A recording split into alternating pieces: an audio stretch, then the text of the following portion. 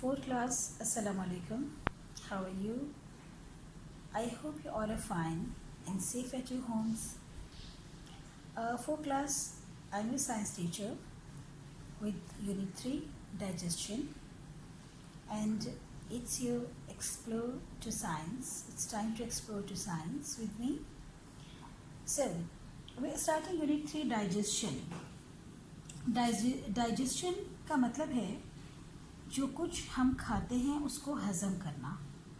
अब सबसे पहले डाइजेशन में हम ये देखेंगे, हमने इससे पहले क्या पढ़ा था कि human and other animals need food and water to live, कि जो इंसान हैं और जानवर हैं उन्हें ज़िंदा रहने के लिए खुराक की ज़रूरत होती है. Animals take in food and water through the mouth. जितने भी जानदार हैं, जानवर के इंसान, वो मुंह के ज़रिए खुराक और पानी पीते हैं. Food contain proteins, carbohydrates, fats, vitamins and minerals needed by the body. हमारी जो बॉडी है उसको प्रोटीन चाहिए होती है, कार्बोहाइड्रेट चाहिए होते हैं, फैट्स चाहिए होते हैं, विटामिन चाहिए होती है, मिनरल्स चाहिए होते हैं, तो वो हमारी खुराक में मौजूद होते हैं. The stomach and the channels through which food passes are called digestive system. Digest करने के लिए अल्लाह ताला ने हमारे जिस्म में एक निज़ाम यानी डाइजेस्टिव सिस्टम बनाया हुआ है जो हमारे स्टमक और दूसरे चैनल्स पर मुश्तमिल है, जिसके ज़रिए फूड जो है हमारी वो पास होती है. अब इस यूनिट में हम पढ़ेंगे क्या. Food has to be broken down and softened before it is absorbed into the body. खुराक जो हमारी बॉडी में एब्जॉर्ब होती है, एब्जॉर्ब होने से पहले वो छोटे छोटे टुकड़ों में तकसीम होती है, ब्रोकन डाउन, और सॉफ्टेंड यानी इतनी नरम हो जाती है कि हमारी बॉडी, हमारा जिस्म उसको आराम से एब्जॉर्ब कर लेता है. Saliva and other digestive juices help in digestion. Digestion में हेल्प क्या करता है? सलाइवा होता है. सलाइवा आपको पता है कि हमारे मुंह में होता है. जब हम खुराक को खाते हैं, जब आप लोग कोई निवाले लेते हैं, उसको चबाते हैं, तो उसमें हमारे मुंह से सलाइवा शामिल होता रहता है और हमारा जो टीथ है वो उनको छोटे छोटे से टुकड़ों में तकसीम कर देता है और उसके बाद फिर वो आगे जाता है और स्टमक में हमारे डाइजेस्टिव जूसेस होते हैं जो हमारी खुराक को डाइजेस्ट करने में हेल्प करते हैं. Food passes from the mouth to the food pipe and then to the stomach and the intestine. जो खुराक है वो हमारे मुंह के बाद हमारे फूड पाइप्स में जाती है, उसके बाद हमारे स्टमक में जाती है, फिर इंटेस्टाइन में जाती है. Good eating habit help the digestive system to work well. इसका मतलब ये है कि गुड ईटिंग हैबिट्स यानी जो अच्छी खुराक है वो खाते हैं हम तो हमारा स्टमक या हमारा डाइजेस्टिव सिस्टम अच्छा काम करता है. तो डाइजेशन में हम पढ़ रहे हैं, in order to work properly the system of your body need food. हमारी बॉडी को काम करने के लिए अच्छी खुराक की ज़रूरत होती है. The food you eat can not go straight to the parts of your body. जो खुराक हम खाते हैं वो डायरेक्टली हमारी बॉडी में नहीं जाती. मैंने भी आपको बताया कि हमारी बॉडी को एब्जॉर्ब करने के लिए उस खुराक को नरम होना होता है, डिफरेंट पीसीज में उसको ब्रेक डाउन होना होता है. It has to be broken down into substances which can be absorbed. To do this, it has to go through several stages. अब जो ब्रेक डाउन होती है खुराक, छोटे छोटे टुकड़ों में तकसीम होती है जो खुराक, उसको हमारी बॉडी एब्जॉर्ब करती है और उसको मुख्तलिफ़ किस्म के स्टेजेस से गुजरना पड़ता है. अच्छा, अब look at this picture of girl eating. Can you name the body part through which help the girl to digest food? Can you also draw those body parts?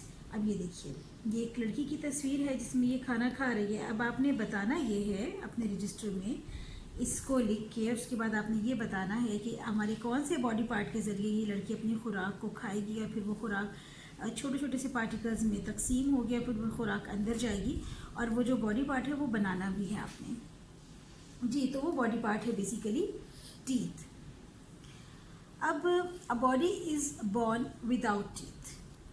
A baby is born without teeth. Teeth only begin to grow after the baby is a few months old. When a baby is born, it cannot chew solid food.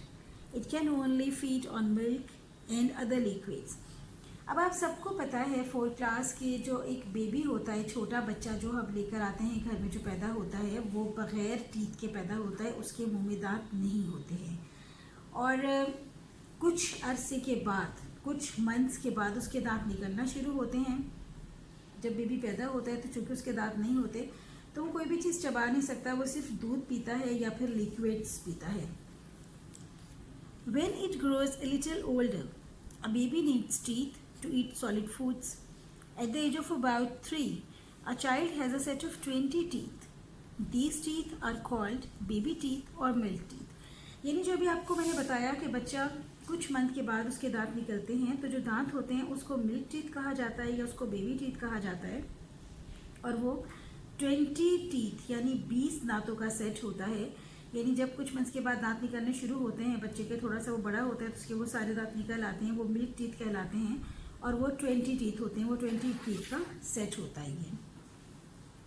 अच्छा, जब यहाँ पे क्या discussion आती है कि use your tongue to count the number of teeth you have any of your teeth fallen out, compare the number of teeth you have with the number of teeth other classmates have. आप अपनी ज़बान अपने दांतों पे लगा के और आप काउंट करें कि आपके कितने टीथ हैं, और आप में से हर एक अपने टीथ का नंबर्स अपनी कॉपी पे लिखें। और क्या आपका कोई दांत अभी टूटा है, ये भी आपने लिखना है। और कंपेयर क्लासमेट से तो आपने नहीं करना, आपने अपने घर में जो बाकी बच्चे हैं या आपके कज़न्स हैं या आपके फ्रेंड्स हैं उनके साथ आपने कंपेयर करना है कि उनके कितने टीथ हैं और आपके कितने टीथ हैं। जी, तो फिर अब आगे चलते हैं टाइप्स ऑफ टीथ पे। At the age of 6 the milk teeth start to fall out and new teeth appear in the gaps. There are 32 teeth in this second set which are called permanent teeth. If they are looked after properly, they will last a lifetime.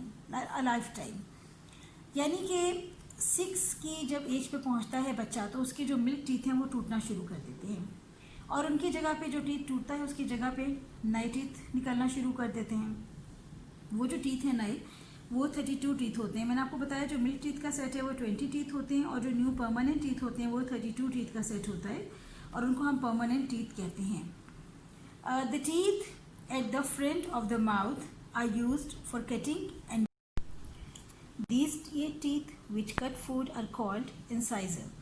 अब ये जो सामने के 8 दांत होते हैं, 4 ऊपर के होते हैं, 4 नीचे के होते हैं। आप ये देखिएगा कि जब कोई एप्पल वगैरह आप खाते हैं तो आप सबसे पहले इन्हीं दांतों से कट करते हैं। तो ये जो टीथ हैं ये कटिंग करने के काम आते हैं, बाइट करने के काम आते हैं, और इनको इंसाइजर कहा जाता है। दोबारा इसको एक दफ़ा आप पढ़ लीजिए, incisor. The pointed teeth beside your incisor are called canines teeth.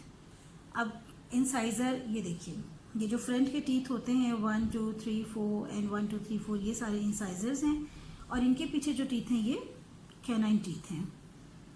तो because these teeth are pointed and also sharp, ये भी पॉइंटेड होते हैं और शार्प होते हैं, दे हेल्प टीयर फूड, ये भी फूड को काटने में, उसको तोड़ने में, ब्रेक डाउन करने में काम आते हैं। There are 4 canines, 2 in each jaw. इसमें 4 कैनाइन्स होते हैं टोटल, 1 2 3 एंड 4, ऊपर वाले और नीचे वाले। The bigger flatter teeth at the back of the mouth are called molars and premolars. These are used to grind and chew food. They are the toughest teeth. अब ये जो पीछे होते हैं सारे फ्लैटर टीथ, जिन्हें हम दाढ़ें भी कहते हैं, आप कहते हैं ना दाढ़, अक्सर आपने सुना होगा दाढ़ में दर्द हो रहा है, ये मोलर्स कहलाते हैं और प्रीमोलर्स कहलाते हैं। और जो खुराक, जो फूड ये जो टीथ हैं ये काटते हैं, बाइट करते हैं, उस खुराक को फिर च्यू करने के ये काम आते हैं, फिर उस खुराक को चबाने के काम आते हैं, और फिर उसके बाद खुराक जो है उसमें सलाइवा मिक्स होता है और वो ब्रेक डाउन होती है, और फिर वो खुराक हमारी फूड पाइप्स में चली जाती है। तो कॉन्सेप्ट चेक है। उसके बाद आपकी सबकी बुक्स पे वो fill in the blanks. A baby is born with dash teeth, हमने भी पढ़ा कि no teeth. A 3-year-old child will usually have a set of dash milk teeth, हमने पढ़ा 20 milk teeth. An adult who has looked after their teeth will usually have dash permanent teeth, हमने ऊपर पढ़ा था कि 32 permanent teeth. These are 4 different types of permanent teeth, जिसमें हमने देखा था कि incisors हैं, कैनाइन है, मोलर्स हैं एंड प्रीमोलर्स हैं। तो वही आपने ये फिल इन द ब्लैंक करना है, कॉन्सेप्ट चेक करना है और आपने ये यूनिट अपना पूरा दोबारा से रिवाइज करना है। ख़ुद इसको पूरे यूनिट 3 को आपने पढ़ना है टीथ के बारे में। और फिर कल हम देखेंगे कि डाइजेशन में नेक्स्ट टीथ के बाद कौन से हमारे ऑर्गन्स हैं, कौन से हमारे बॉडी पार्ट्स हैं जो हेल्प आउट करते हैं। तो अपना बहुत सारा ख्याल रखें, अपने घर पे रहें, मगर अपनी पढ़ाई पर ख़ास तवज्जो दें। ये टाइम अगर आपने बेटा वेस्ट कर दिया तो ये टाइम दोबारा नहीं आएगा, और जब स्कूल खोलेंगे तो एकदम से आपके सर पे बहुत ज़्यादा पढ़ाई का बर्डन हो जाएगा। तो बेहतर है कि अभी जो लेक्चर्स आपके पास आ रहे हैं आप उन्हें सुनें, उनसे रिलेटेड एक्सरसाइज और क्वेश्चन आंसर्स अपने पास रजिस्टर पे करें, अपना वर्कआउट करें। जो आपको प्रॉब्लम होती है, अगर आपको कुछ समझ नहीं आता तो लेक्चर्स को रिवाइज़ कर लिया करें, रिवाइज़ करके बार बार सुना करें ताकि आपकी प्रोनाउंसिएशन बेहतर हो सके। तो इंशाल्लाह ताला अब कल हम करेंगे अपना नेक्स्ट टॉपिक। अल्लाह हाफिज़।